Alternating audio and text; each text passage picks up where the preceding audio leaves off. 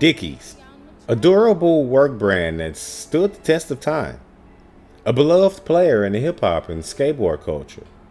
When many think of workwear being adopted as streetwear, the first name that comes to mind tends to be Carhartt, but Dickies deserves to be in the mix as well. No matter how you know Dickies, there's no denying its incredible journey. From humble workwear roots to an iconic brand worn by everyone from tradesmen to trendsetters. Dickies may have started as a tough as nails workwear made for American laborers, but somewhere along the line, it became a fashion statement, embraced by skaters, rappers, and streetwear lovers around the globe. Ever wonder how it all got started though? How did a long-standing workers brand become embraced by a demographic that couldn't be further from its intended audience? And better question, why don't they get the same respect as Carhartt in the fashion circle? Let's find out. I'm Nate the Great from TakeFlight214.com, and this is the story of Dickies, a legacy way beyond workwear. But before we get started, please take a second to stop and smash that like button. Liking, sharing, and commenting on these videos is the best way to help us continue to grow and get the YouTube algorithms to notice us. Another way to help out is by stopping by the website after the video. We offer hundreds of pieces that any fan of the channel is sure to love. But with all that being said, let's dive into this story. The legacy of Dickies all starts in Fort Worth, Texas, about an hour away from my hometown in Dallas, where C.N. Williams and his business partner E.E. Dickey decided to create a company that would meet the needs of workers everywhere.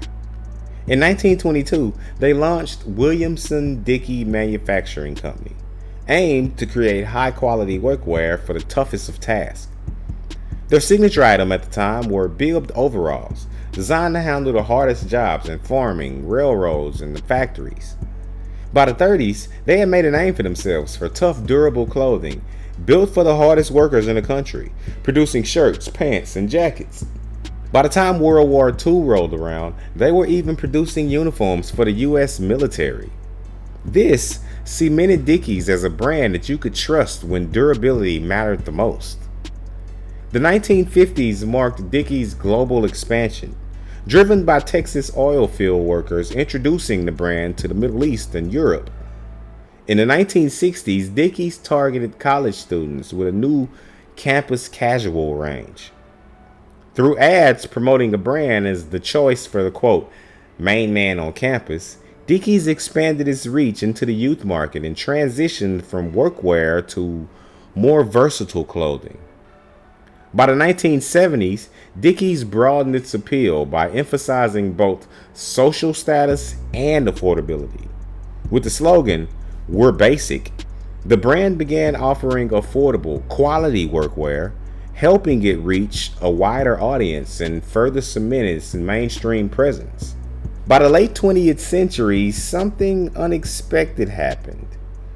Dickies' no-frills, sturdy work pants started showing up outside of construction sites, on the streets of Southern California.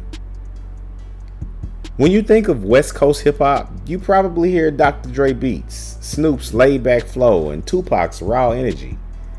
But look closer at those iconic music videos and you'll notice another constant: Dickies. What started as tough workwear for American laborers became a fashion staple and a cultural uniform in the world of rap, streetwear, and Chicano style. In Los Angeles, the gang and lowrider culture embraced Dickies khakis and work shirts as a uniform of pride, identity, and resilience. The baggy fit, clean lines, and neutral tones made Dickies super versatile. And when paired with a crisp white tee and Cortez or Chuck Taylor sneakers, the look became a cultural statement. Groups like NWA weren't just rapping about the realities of Compton, they were wearing them. Dickies became a part of their uniform. The khaki pants, creased work shirts, the baseball caps. It wasn't flashy, it wasn't designer, it was just authentic. From Cypress Hill to Tupac Shakur, Dickies became visual shorthand for authenticity and toughness.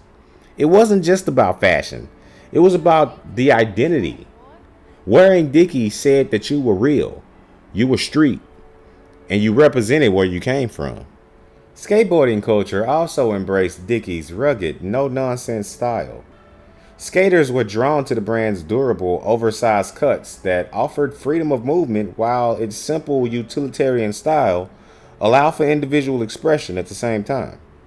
Dickies remained committed to high-quality, durable fabrics, ensuring its clothing was just as functional on the streets as it had been all those years on job sites.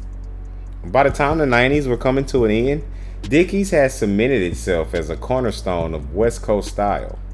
The brand's popularity exploded thanks to rap videos, magazine spreads, and the rise of streetwear culture. What made Dickies special was its crossover appeal. It wasn't designed for the runway, but it ended up being on MTV and BET anyway. At the same time, punk bands and hardcore kids also embraced Dickies for the same reason.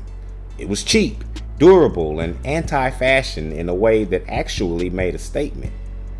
The stiff fabrics, boxy fits, and straight leg cut became part of skating punk style, making Dickies a cultural bridge between blue-collar America and rebellious youth movements.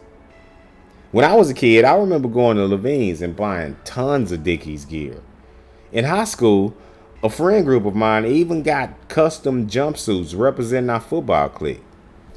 Man, those were the days. Meanwhile, though, on the East Coast, Dickies popped up in hip-hop videos as part of the baggy, streetwise look that dominated the 90s and early 2000s. They had come a long way from their humble Fort Worth beginnings. By the 2010s, streetwear brands and high-fashion designers were taking notice. Dickies started collaborating with names like Stussy, Supreme, and even luxury fashion houses.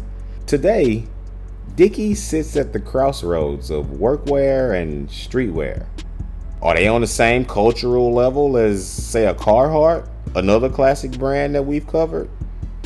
I mean, I guess it depends on who you ask. The 874 pants is still a classic, worn by everyone from skaters to stylists. Vintage Dickie pieces are in demand worldwide, and collaborations keep the brand fresh for younger generations. What makes Dickies unique, to me, is its authenticity. Unlike other brands that tried to break into streetwear, Dickies didn't change who it was. The culture came to them, adopting its workwear roots and reinterpreting it into fashion. The authenticity is why Dickies has stood the test of time, bridging nearly a century of American style and subculture. From factories to fashion weeks, from blue-collar uniforms to cultural uniforms, Dickie has had one of the most fascinating style journeys ever. It's actually kind of funny how the brand is simply known as, quote, Dickies now, even though officially the name is still Williamson Dickey Manufacturing Company after all of these years.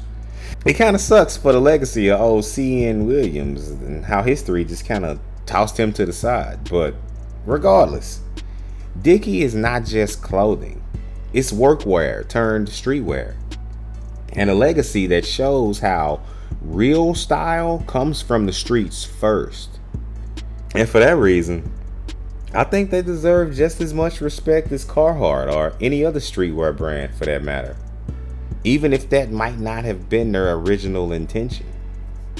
But what do you think? Were you a fan of Dickies back in the day? Would you still wear their stuff now? Hit us up in the comment section and let us know.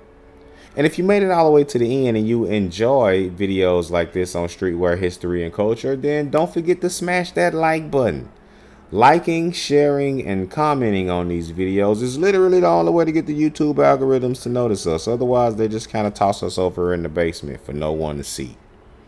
And if you want to be updated whenever we drop a new episode, then don't forget to hit the subscribe button and then the notification bell. That way you can be reminded when each new video is released. We do one a week right now, and we hope to pump it back up to 2 a week again here sometime soon. But with all that being said, I'm Nate the Great from TakeFlight214.com signing out until next time. Peace.